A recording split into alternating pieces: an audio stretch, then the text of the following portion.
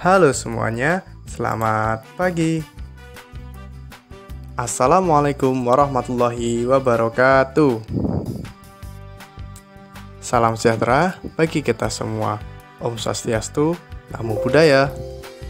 Salam kebajikan. Kembali lagi dengan Pak Bagus di sini. Hari ini kita akan belajar tentang perpindahan kalor di sekitar kita. Materi kelas 5, mata pelajaran IPA.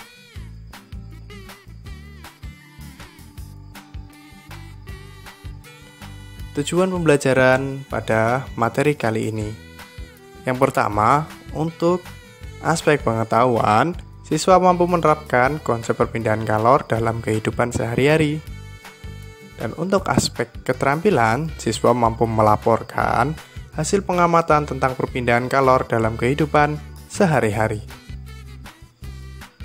Langsung masuk ke pembelajaran. Pernahkah kamu membantu ibumu masak?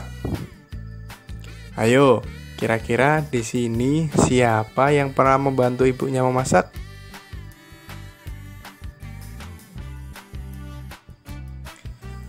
Tahukah kamu mengapa api kompor dapat memanaskan air dalam panci sehingga sayuran yang ada di dalamnya menjadi matang? Ketika kamu memasak sayuran, panas dari api kompor berpindah ke dalam panci. Kemudian, panas tersebut berpindah ke dalam air sehingga air menjadi panas dan sayuran yang ada di dalamnya menjadi matang. Peristiwa tersebut membuktikan bahwa panas dapat berpindah. Letak matahari dari planet kita sangat jauh, yaitu sekitar 152.100.000 km. Akan tetapi, panas dari matahari dapat berpindah atau merambat ke planet kita sehingga kita dapat merasakan hangatnya sinar matahari. Andai saja panas matahari tidak dapat berpindah ke bumi. Dapatkah kamu membayangkan bagaimana keadaan bumi kita ini?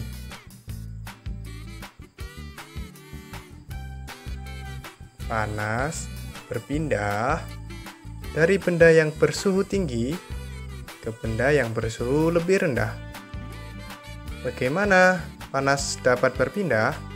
Panas berpindah melalui 3 cara, yaitu konduksi, konveksi, dan radiasi.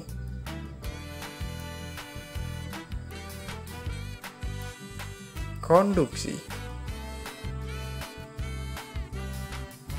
Perpindahan kalor secara konduksi disebut juga perpindahan kalor secara hantaran, yaitu perpindahan kalor tanpa memindahkan zat pelantarannya.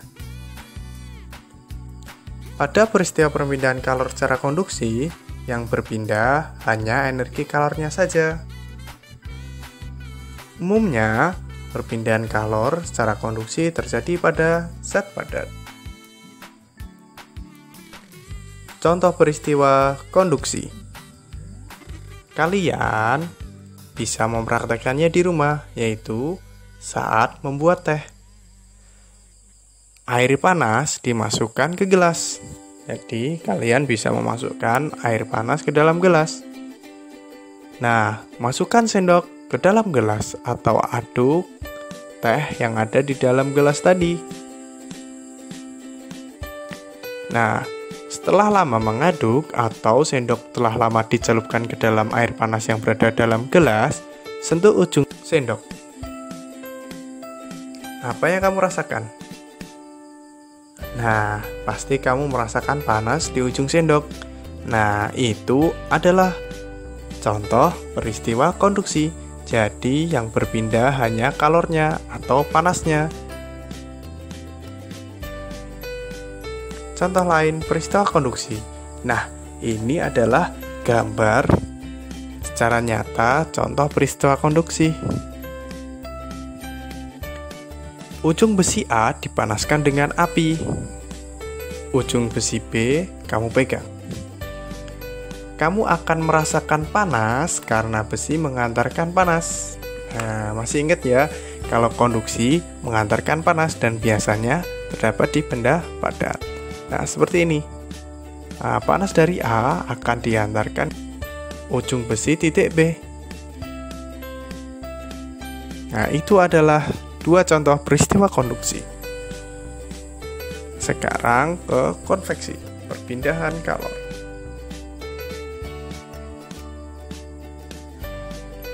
Perpindahan kalor secara konveksi ialah perpindahan kalor yang disertai dengan perpindahan zat perantaranya.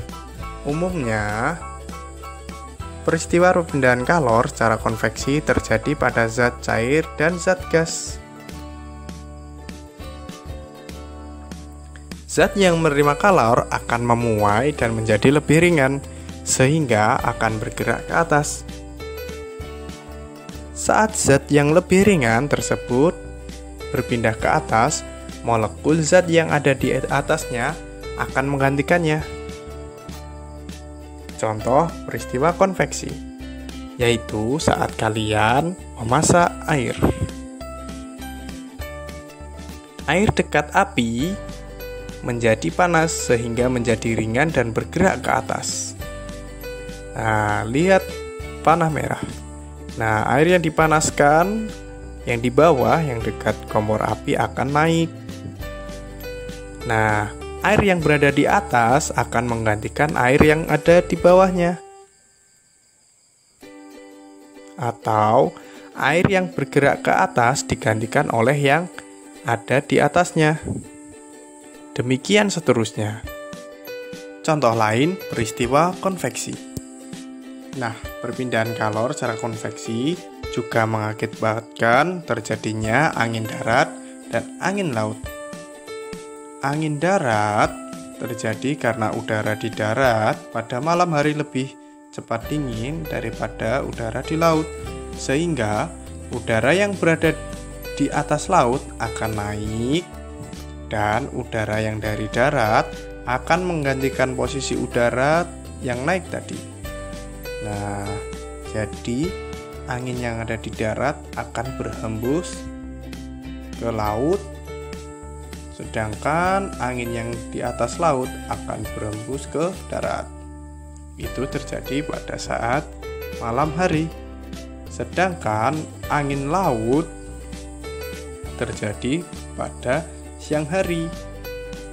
Suhu daratan lebih cepat panas dibandingkan di laut, sehingga udara di daratan akan naik dan udara di laut akan mengalir ke darat menggantikan tempat udara yang naik tadi.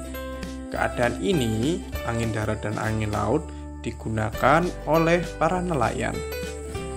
Nelayan biasanya berlayar pada malam hari dan pulang dari berlayar pada siang hari. Radiasi.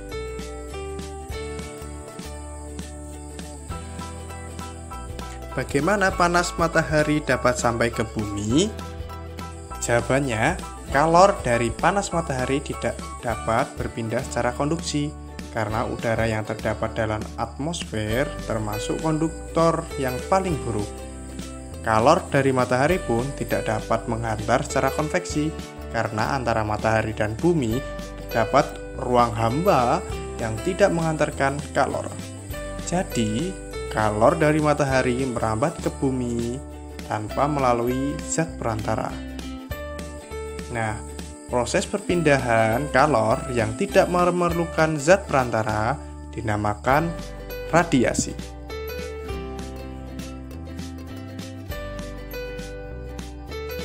Peristiwa radiasi. Ketika kamu dan teman-temanmu pergi berkemah ke pegunungan, udara di pegunungan sangat dingin. Untuk menghangatkan badan, kamu perlu membuat api unggun. Nah, panas dari api unggun tersebut dapat sampai ke tubuhmu tanpa melalui zat perantara. Perpindahan panas seperti ini dikatakan secara radiasi. Contoh lain, peristiwa radiasi. Pernahkah kamu pergi keluar rumah pada siang hari yang terik dengan menggunakan baju hitam? Apa yang kamu rasakan? Ketika kamu keluar pada siang hari yang terik dengan menggunakan baju hitam, badanmu akan terasa panas. Hal ini disebabkan warna hitam merupakan penyerap kalor radiasi yang paling baik. Benda-benda berwarna hitam lebih banyak menyerap kalor dibandingkan dengan benda-benda yang berwarna putih dan berkilap. Nah, kesimpulan pada pembelajaran kali ini. Masih ingat ya, terdapat 3 cara perpindahan panas, yaitu konduksi, konveksi, dan radiasi. Ada 3 cara. Nah, konduksi bisa dilihat gambar di sini. Konduksi itu berpindah melalui zat padat. Panci ini, panas dari api mengenai panci. Nah, panas dari panci menghantarkan panas melalui benda padat. Nah, panas tersebut menarik panci sampai ke gagang panci. Nah, peristiwa ini disebut konduksi. Konduksi, benda padat.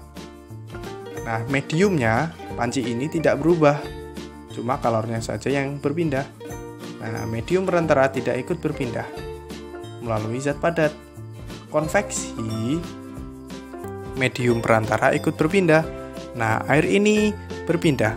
Air yang di dekat api kena panas akan naik ke atas, dan air yang di atasnya akan menggantikan air yang naik tadi. Nah, zat perantaranya zat cair atau gas. Radiasi tidak memerlukan medium perantara. Nah, ini radiasi. Api yang ada di sini memancarkan panas ke sekitarnya. Nah, ini dinamakan radiasi. Dia tidak memerlukan zat perantara. Nah, sekarang untuk tugas. Tugas yang pertama, kerjakan soal latihan. Yang kedua, untuk nomor absen 1 sampai 10, jelaskan apa itu konduksi beserta contoh peristiwa. Sedangkan untuk nomor absen 11 sampai 20, coba kalian jelaskan apa itu konveksi beserta contoh peristiwa. Yang terakhir, nomor absen 21 sampai 28, jelaskan apa itu radiasi beserta contoh peristiwa. Tugas nomor 2 dikerjakan dalam bentuk video atau rekaman suara.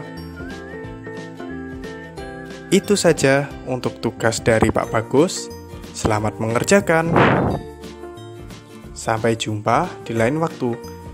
Jika kalian menyukai video ini, silakan klik tombol like di samping kiri dan subscribe di samping kanan. Terima kasih. Wassalamualaikum warahmatullahi wabarakatuh.